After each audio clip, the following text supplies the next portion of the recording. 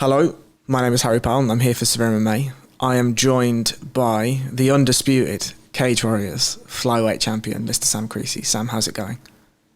Very well, thank you. Excellent. I'm going to start with maybe a slightly abstract question. The recent post you made after your title win is this. Mm-hmm.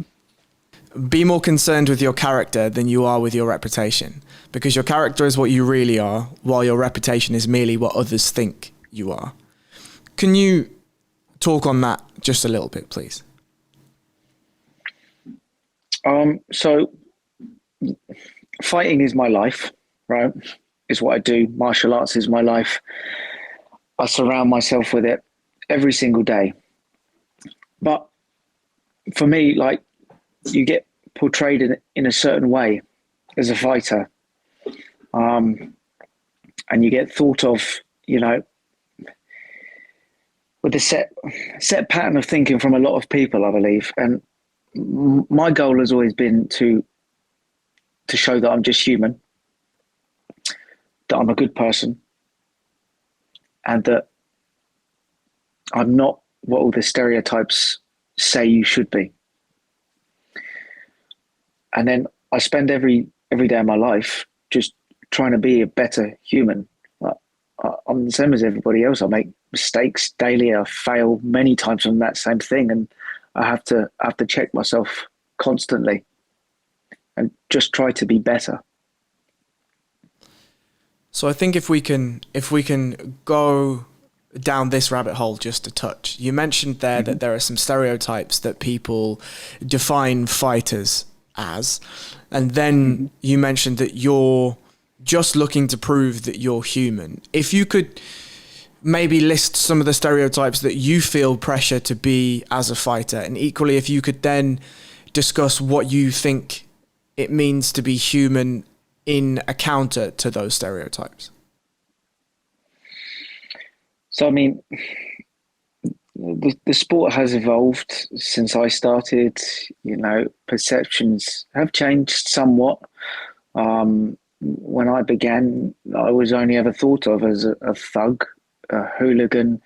This sport that we're doing, which is cage fighting, was frowned upon, but by a lot of society.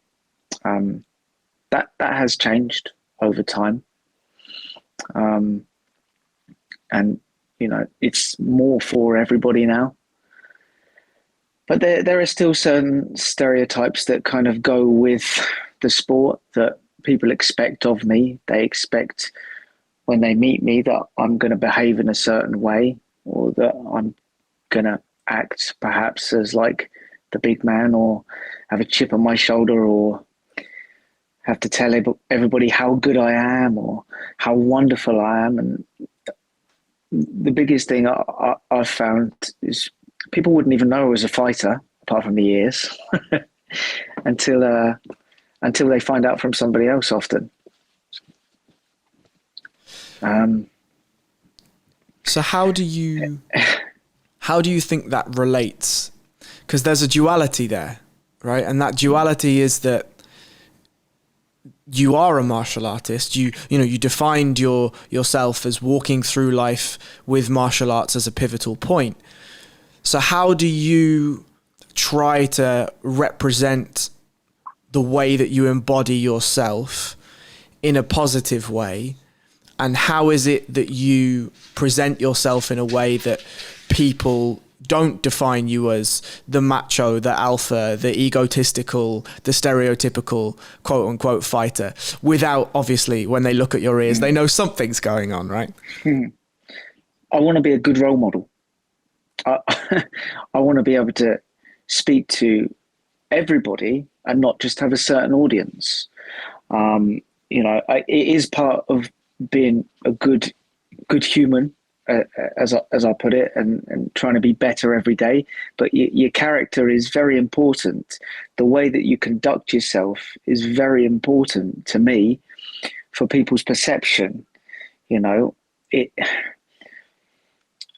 For example, I don't think I've ever celebrated a victory because the first thing I can possibly think of is how my opponent feels in that moment right there. I don't have a reason to jump up, scream, run around the cage, because I understand that could have been me. That could just as easily have been me. And I've been there at times, and I've felt that pain, that hurt. And I'd rather show them, a mark of respect than go off jumping around and screaming and hollering. So there's a lot to unpack in those sentences. I think there's a lot of depth to unpack in those sentences. If we can use the last performance against Brčić, we'll talk about this in a little bit more detail as we go. But the moment that you just mentioned there is that you don't celebrate your wins, and this is sort of a really iconic part of who you are and how your fights go, because there have been fights where you've dominated from pillar to post. There have been fights that you've finished. There have been fights that you finished extremely early, like the one on the weekend, and then there have been fights that have been later finishes and whatever. And throughout all of them, what you've just said stands true.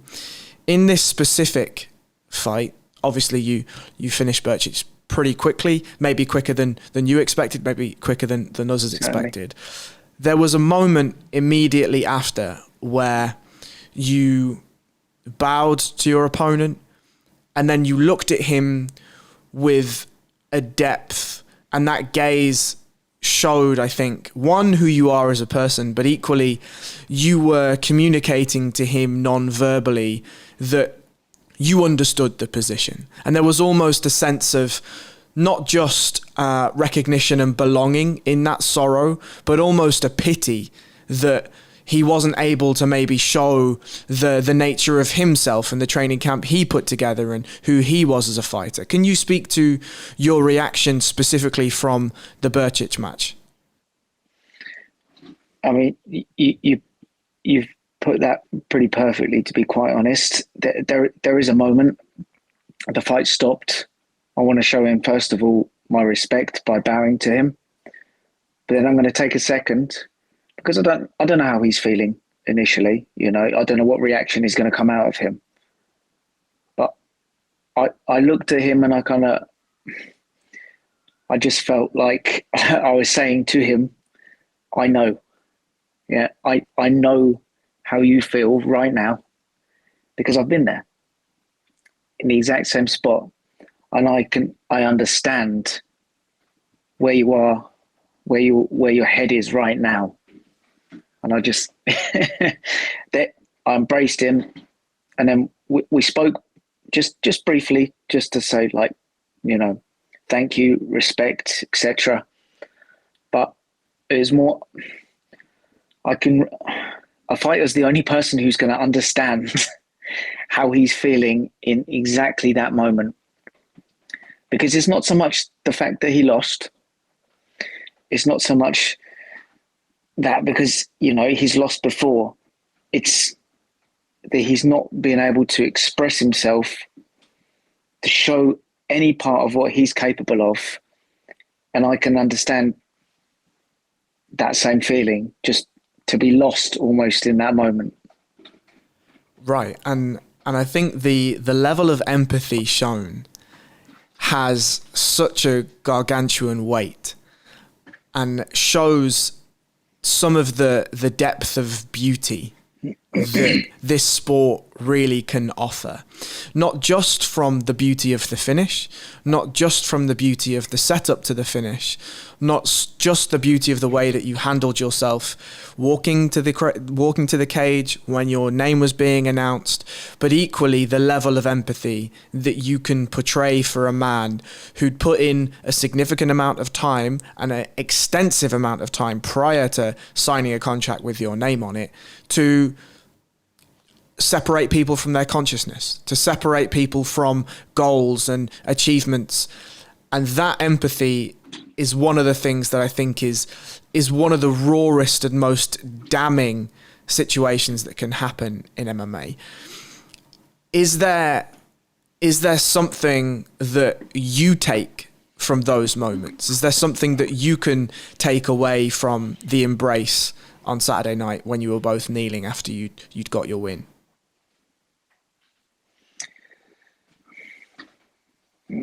There are many things I could probably take away. They'd be difficult to explain, to even to put into words the kind of feelings and the emotions that are involved, because they're so raw. You know, we put so much into this. It's a sport which consumes you. It takes everything. You don't get to the position that we're both in without having given up an awful lot of life in order to be on that platform. You know, and what do they say? It's the highest highs and the lowest lows. You know, I'm well aware I could have been, you know, that could have been me. And so the feeling is, it's so deep in my soul, the feeling of sorrow for him, that I just kind of, I wanted to make that connection that, you know, I only have respect for him. And, you know, there's nothing you can say to a man like that really in that moment, but just don't give up. I mean, I'm a shining example of don't give up. You know, many times people have expected me to walk away from the sport and that, and just, you can't kill my, my spirit. Where does that come from? So I'd like to, well, after this question, I'd like to jump into the actual performance and the setup and the finish and all of those things. But where does that indomitable spirit come from? Where does the choice come from for you to behave the way that you behave? I guess some of it is from life experiences, you know, what we've picked up on the way.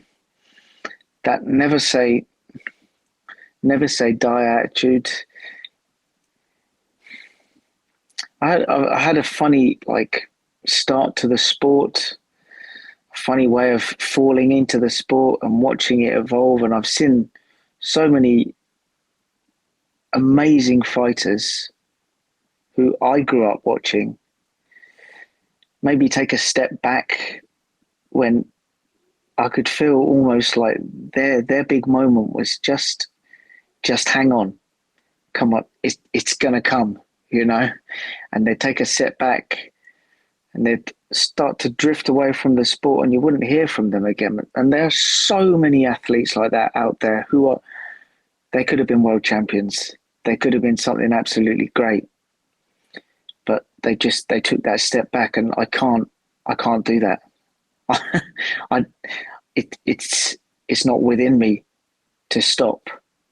I'm going to be on this train until we crash. So I'm going to try and dig into that just a tiny bit more, and I'll ask two questions. The first is, has that been who you are from when you were a child? Is that something that's been bred into you by family? You mentioned life experiences. Is that something that life itself has coached you to be? Or is that a choice that you've made to be on this and to be committed to this and be all in? Is it something that you've inherited, or is it something you are? A little of both, I guess. I think my father taught me very, very early on to never give up, and to never give up on your dreams. But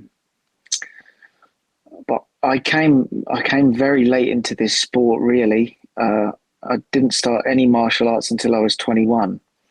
So I almost felt like I've always been written off. Like you're not expected to get to the point where I'm at this late in the game almost.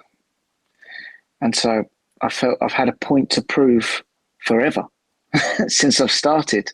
I'm always expected to, he's going to give it up soon. You don't need to be doing this. You can go off and do something else. Go and get a normal job. You know? I heard that many times throughout my life, and there are moments where quite possibly that has made more sense if I was thinking about it logically, but it's just not within me to give up. I'm here for the long haul. And you mentioned at the end of that soliloquy earlier that you said we're in this riding the train till it crashes. what does that mean? What's the crash? What does that look like? As a man that's as introspective as you are, as a man that can kneel after really sealing a really interesting chapter of your professional career on Saturday night, becoming the undisputed flyweight champion, putting all of the debacle behind you that we'll get into, I'm sure, to have the empathy to be able to be pitiful and prove and show to Brčić that you knew where he was going, you must also know what the crash looks like, right? I do. I know what the end of a career looks like. I've seen it a lot with, growing up within this sport already. I think we'll know when the time is right, but the time is not right just from a loss. The time is not right just from doubt and everybody thinking, you should pack it in, go and do something else now. The time is right when my health and my mental well-being is on its... There's a balance there, right? And my family will know, my friends will know, coaches, supporters, people will speak to me. I'm sure I know myself when it's time to say, that'll do. Let's move on and bring on the next wave. So, if we can talk a little bit about the fight itself. Mm-hmm. You drop Brčić with essentially the first shot that you throw, right? Just an absolutely beautiful switch right hand, and then you jump on his neck. I think my first question is less about the technical detail, but more about, as a fighter, as a man, as a competitor, you obviously are aiming for the most clinical finish, the cleanest finish to a fight, to a engagement. But I don't think you ever really expect it to be the first shot that you throw that is the beginning to the sequence of the end. Firstly, how do you feel in that moment? Because the way that it read to me is it was the most calm, composed and dialed in that I've seen you over watching most of your career. It felt though the person that was in the cage on Saturday night was a person that had begun to really find who they are there. And I know that sounds strange given the experience you have, but as I say, that composure comes with a level of mastery. When you land that right hand, what's running through your mind, if you can even put that into words? I think you're right in a sense with my performance. I felt very calm, very composed. I've on occasions a lot tried to rush into a fight and felt like I had to make something happen.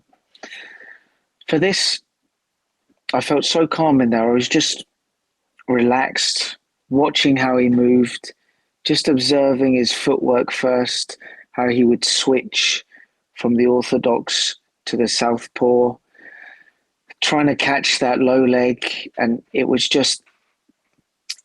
too much at first. I could see everything coming far too easily. Like almost everything was slowed right down. I heard the call from my team to just let the jab go a little bit to try to find the range. And I was always moving around. I could kind of get the sense that he felt that was probably coming next, the jab. And I've just taken a little look, gone straight to this switch. And as I've switched, I've seen his hand has just moved forward just slightly. And the hook has landed. I'm able to throw the hook, land it perfectly. And I didn't necessarily know I was going to drop him. That's why it's almost like a shock where I'm catching up to him. But I felt the shot was going to be there. And it's a very surreal moment when it's almost slowing down everything. And I think that's kind of where I want to go with this, is you land the shot and your brain has to compute that you've made all the right adjustments. You've watched the footwork. You've built yourself into the fight. You've seen the shot. You've executed the shot. And the shot may have been just a little bit more successful than you expected it to be, right? As you say, you knew the shot was there. You knew that it was going to land flush, but you didn't expect to drop him as quickly and as, as aggressively as he did. How do you then chase him, find yourself in a position? Because, I wrote the article where I made my breakdown of the submission. And one of the beautiful moments is you see that you lift when you get to front headlock and you wrap your choking arm, you lift him to try to get your hips underneath to try to secure the guillotine. How are you in that moment processing the shock of dropping him, and then, as you say, calming and being able to rush over and capitalize on the position, but doing so in a manner that doesn't allow him to escape? So when I dropped him, that was the shock of the moment, I think. I expected to land a shot. I thought maybe his hand would cover it, but the fact that I dropped him, that was the shock, which was why there was the momentary delay. As I've come in, I'm looking for a shovel upper hook kind of position, but I half see like it's a flash knockdown, sorry. So I see he's half going to get his senses back. As I've gone for the uppercut, I know my hand's still going to be there. I slip underneath the neck, and anybody who has ever trained with me will know that my guillotine it's very, very good. I can find that guillotine on most people, and if I do, then it's a very difficult set of events to try to escape that, let alone if you've just been dropped before that. So as I've sat back, once I have the neck, I've sat back with that small elevation just to make sure that I've got that kind of connection so he can't pop straight round to side control and be whipping that shoulder over the top to try to defend it as he's supposed to. And then from there, it's a natural set of a sequence for me. Almost most people would often give up on the guillotine when perhaps they get the top position. I've got a feeling most of the time that if I've got their neck, wherever I follow them, I'm going to get them eventually. Especially if it's that early in the fight, they're not sweaty, and like I said, they just come off with a flash knockdown. So as I come to that top position, you'll see my body is like really reaching and contorting over the top of him. That's where I feel a lot of people would have given that up then and just accepted the top position. But I could feel like if I keep this, he's going to have nowhere to go. And that's pretty much how it ended up. Right, and I think the switch to the high elbow was something that was noticed on comms, right? Dan Strauss obviously knows a thing or two about guillotines.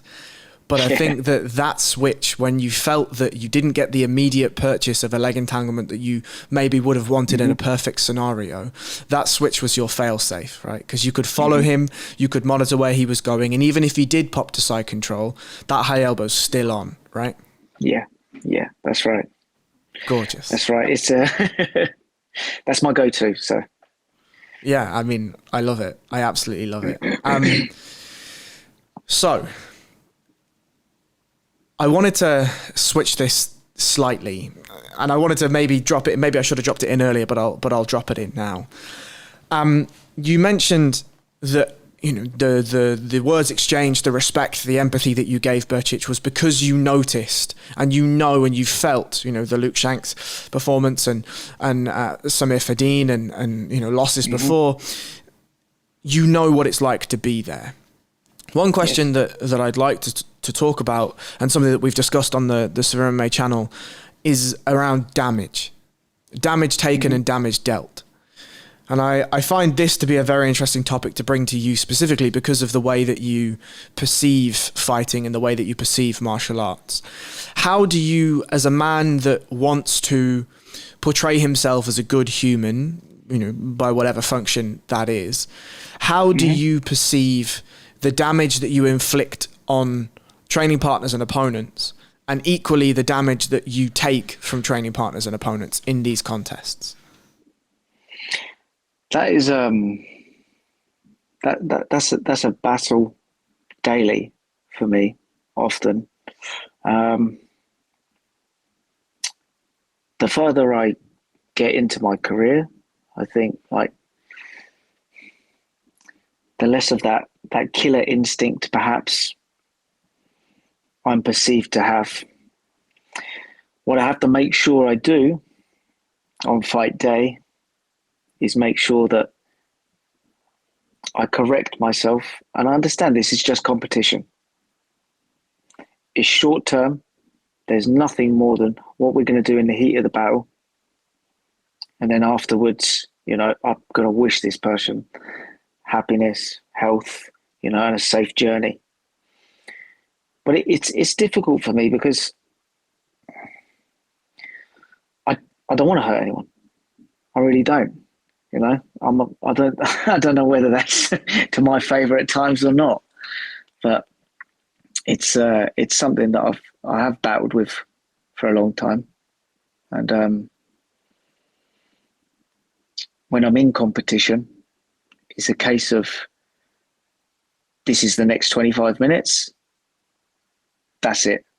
We're done. Yeah. I'm back to my family. You are back to your family. We are going to see who's the better man tonight. And then that's it. That's done with.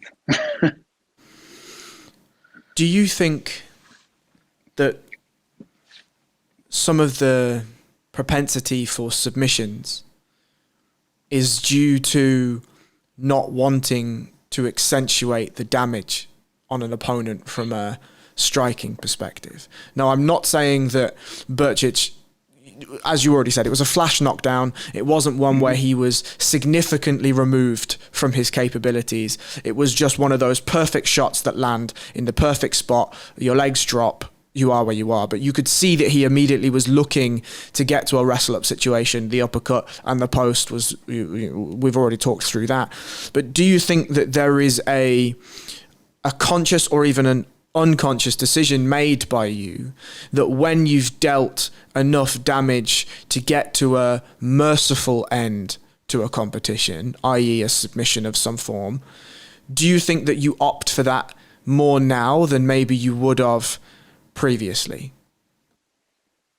Certainly from when I was younger, I believe so. I mean, I would have had a very different outlook on the way a fight should be won, for example. My natural instinct when I was starting out was keep striking, don't stop striking until they physically give up, and then a submission's there if you want it. Now, it's like I said, it is a daily battle, to want to do that to somebody. I don't want to. I want to beat them in competition. And if it happens from a punch, so be it. But if they leave their neck, at least I can make them tap out and have to give up, as opposed to elbow their bonds in and, leave them scarred for life or whatever. So, but that is something that my coaches are aware of as well. And they are very much on fight day, in the lead up right to it. They make sure they get me in the right frame of mind. I can't be that guy. I can't afford to give too much. I have to be still alert enough to know you're going into a fight now. He's going to try and take your head off. Okay, you're going to do everything you can to win. Once the fight's done, it's done. But whilst you're in there, you will do everything you can to win. And that pivots quite nicely to the second question, the sort of overarching topic that I have, and that's about loss. You're a man that has lost in his career before. You're a man that's lost and have been stopped in your career before. Do you think that loss in MMA is important? And if so, why do you think that?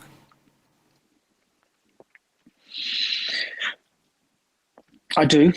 I think it will teach you some humility, first of all. It will get you ready, because apart from Khabib, I don't think anybody is not going to lose in this sport. And you have to confront that fact quite early. Otherwise, there are people who have left the sport who have they've done very successfully early on in their amateur career, turned pro, fantastic up until 6, 7 fights in. They'll take a loss and they don't know how to deal with it. And they won't be able to come back from it, or they'll take another loss off of the back of that and they won't know how to improve then, because they won't have dealt with the demons that this loss has, left behind. That voice in the back of your head that's just saying, are you good enough? Those nerves pre-fight that everybody gets. I got a voice in the back of my head always nattering away at me. But if you've not been able to deal with those thoughts or that outcome, then that can very quickly eat you up, and you're a shadow of yourself. I think that's really beautiful, and I wanted to dive and slightly add a slightly different emotion to those things, and that's the chaos of everything. If you can, it's not necessarily loss, although loss is included, but if you could talk a little to the chaos of last year, the whole Luke Shanks debacle, the win, he misses weight, the loss, the controversy around the win, you then, semi-settle that. Maybe he's going to stay in the division, maybe he's not, maybe he's going to, come back down, the whole chaos of that thing. You then take the fight with Dylan Hazan, he misses weight, the fight's off. You then take a fight in, less than a month's notice, and then you get the finish that you get on Saturday night. How do you, and maybe this is looping nicely with everything that you've spoken about your mentality and whatever, but how do you rationalize yourself through the chaos of that? You mentioned that you've started later. Obviously, everyone has an athletic prime. You're clearly maturing as a man, as a husband, as a father. How is it that you rationalize your way through the chaos of the last year? Chaos is a good word. Yeah. It's been difficult. There's been a lot of emotions involved, a lot of pressure involved. Probably the biggest build-up of pressure was just before this last fight. I think it was a difficult circumstance anyway, fighting Luke, simply because we trained together a fair bit in the past. I really like the guy. And I trained with his team, his old team, sorry. And I've a lot of respect for him, his coaches, and his new gym now. The fight is what it is. The first fight, how it went down, I was happy for a very short amount of time, followed by, okay, we need to do this again. Then I've had my family to lean on almost, to deal with those emotions. And they've been very helpful to just keep me in check, not let me get too in my head. We fought again. This time it didn't go my way. And then this leaves a big shadow of doubt over me carrying the belt.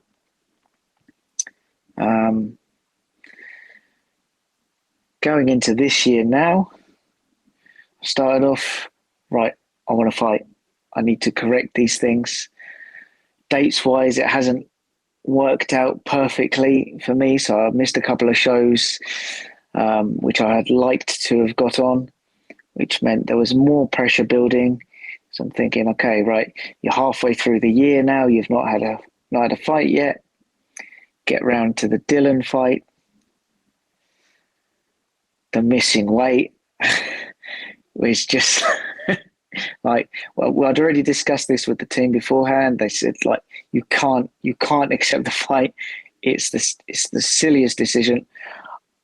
When I fought Luke the second time, I said yes instantly when I knew that he'd missed weight, when I should have probably taken a second and spoken to my coaches. But that is the eagerness of the fighter in me, and the guy who wants to make this right. Again, when I saw Dylan, we met him the night before the weigh-ins. He didn't look in a good shape then, and I just felt bad for the man, because this was his big opportunity as well, and this is where I've become too human almost. I feel so bad for him. I'm almost going to go back on my promise not to fight. And luckily it's taken out of my hands. But now, who knows when I'm going to fight? So I've begged and pleaded to get on the Welsh card. I've had to convince my coaches, because they didn't want me to fight so quickly after another weight cut. And that's all good until about an hour before the fight, when suddenly all of that pressure piles on. And you're the guy who's asked for this fight. You didn't have to have this fight now. You're the guy who's asked to fight the number one in Germany. You're the guy who wants to fight this absolute killer in front of you. And, it brings a lot of pressure that I bring upon myself. But, things worked out almost too good. I could never have imagined it going so well. Right. And I mean, obviously you've already spoken about those things, but I think one thing I'd like to just touch on, if I may, is the weight cutting. Maybe I shouldn't say this as a media member, I should be impartial, but I despise weight cutting. I absolutely despise it. It's one thing that I would love to be able to do, is to attempt to put a dent in the cancer that is weight cutting on this beautiful sport. As a man that has to cut a significant amount of weight, I mean, if anyone sees you on fight week, you're in shape all year round, but fight week is a different type of Sam Creasey shape. Mm-hmm. What does the weight cut do for you? What's your opinion on weight cutting? And yeah, talk me through making 2 weight cuts in just over a month. I'm in the same boat mentally. If there was a way to do this safely and to get rid of weight cutting, then I'd be 100% on board. I'd fight a bantamweight then, and I'd have half of the issues. But I can't afford to give up those advantages in the minute, because I'm a world-class flyweight, but as a bantamweight, I just get squished too much. It is 2 weight cuts like that, back-to-back, or unpleasant. The first one actually went surprisingly well. We were even able to stop halfway through to take a break because it was going so well. This second weight cut, not so much, quite possibly because I'd cut weight just a very small amount of time before. And being a flyweight, the smallest on the roster, it is very difficult to get that water off of you and get right down to that limit on the dot every time. So it was a worry. I tried to put that out of my head, but I knew my coaches were thinking, I'm not sure how good of an idea this is so close to, another weight cut just before. It's a process that's been very difficult, and I've made a lot of mistakes myself in the past. I would put a couple of losses down to bad weight cuts, the wrong information at the wrong time, and early on in my pro career, there were a lot of things you should never do that we've done. And now I get to pass it on to my students and anybody who trains with me, just to tell them, like, these are the things you cannot do. So at least this new wave are going to get that information now, and they're going to have a much healthier cut, if there is any such thing. But we've got it pretty much down to a T now, and although it looks very uncomfortable, I'm pretty much only in that shape for, say, 20 minutes, set a push, and then we're back into a healthy spot. I mean, I think I'd probably argue, one, you say it looks uncomfortable. I think I'd argue it is uncomfortable. And you say, I spent 20 minutes at that weight and then I'm in a healthy spot. I mean, I think I'd argue that as well. Yeah. But look, yeah. I'm not gonna make too much bones about it right now. But one thing, and these are sort of my last couple of things, and we'll round this up. I really appreciate the time. Is you mentioned your students, and we'll talk about your brother following through and those things. But let's talk slightly, as I want to give a sort of another opinion on weight cutting. From the weight cuts that I've done myself, whilst I didn't like them at all, there is a part of me that found it very cathartic, and that found it supremely focusing to be so strict and so stringent. And it really got me to a position where I was very, very focused about the task at hand, not just the weight cut, but what I was cutting weight for. Whilst I don't think that's an excuse to continue the weight cutting, is that something that you find also, or do you not find that? No, I would agree. I think it has a really big effect mentally to stay focused on the task at hand. I feel almost like if there wasn't the weight cut, the fight would be missing something now. Now, I don't know whether that's a good thing or not, but it does seem to get you zoned in. What am I doing? This part is the first battle before you get to the cage, and now you get to perform.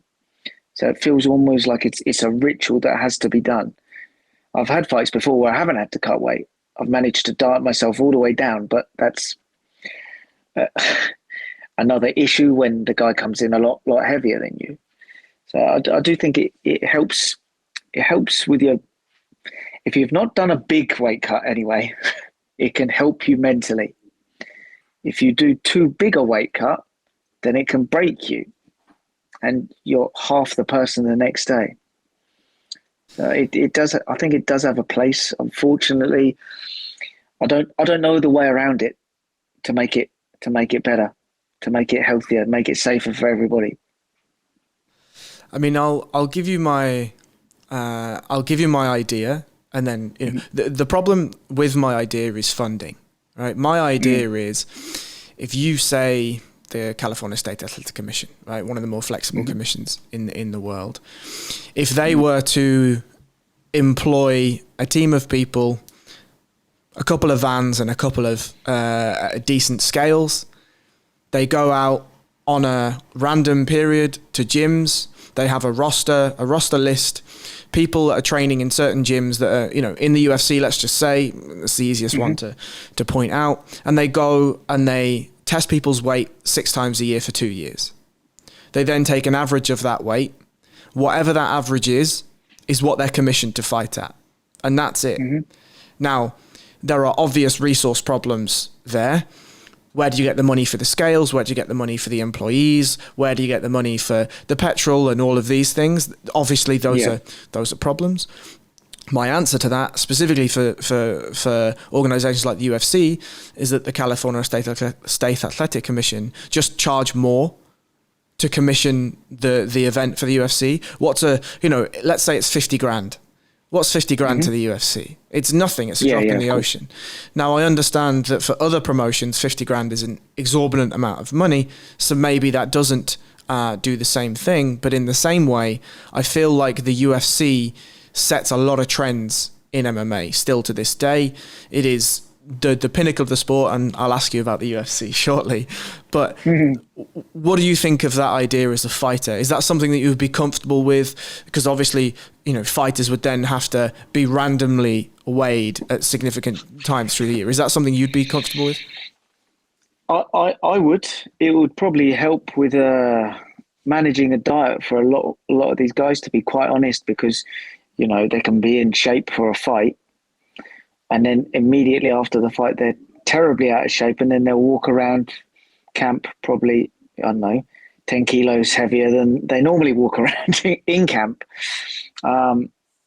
It'd be useful. I think it would kill a lot of what's going on, but it's just the funding, right? For the UFC, ideal. For anywhere else, it's almost an impossibility at the moment, anyway. Right. And whilst I completely accept that point, I think one of the things that I see value in, potential value anyway, is that trickle-down effect. And I guess that's what I'm banking my hopes on. Yeah. So let's just slightly round up with the UFC. People have been saying now that, you know, we've known for a long time that Cage Warriors belt is a ticket to the UFC, right? Generally, it's a ticket to the UFC. You've now solidified the chapter, as we've said. You are the undisputed flyweight champion. Is the UFC something that you're interested in? If not, why not? 100%. The UFC is where I want to be. That is where the best guys in the world are, right? I want to fight the best guys in the world, and I want to show them I am the best guy in the world. You know, I don't think there's anything I could possibly have done different in that victory to have a better performance. So I'm very hopeful. This is my ticket there. I love it. I'm going to end on that.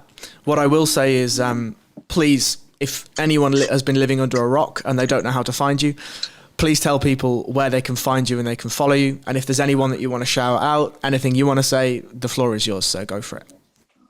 Okay. So I'm on Instagram, Samurai Creasey. I'm on Twitter as well. I think it's Sam Creasey MMA. You can hit me up on Facebook as well if you fancy. I don't mind. Just a shout out to, you know, all my sponsors. They've really helped me out. Just keep on plugging away at this sport, even when the times have been hard. All my supporters, some of you even come down to Wales after having been in London just a few weeks before when I didn't get to fight. So my love to all of you, and my family, my friends. You know, you guys are absolutely the best and the rocks that I must lean upon. Beautiful. Well, thank you very much for your time. So I really appreciate it.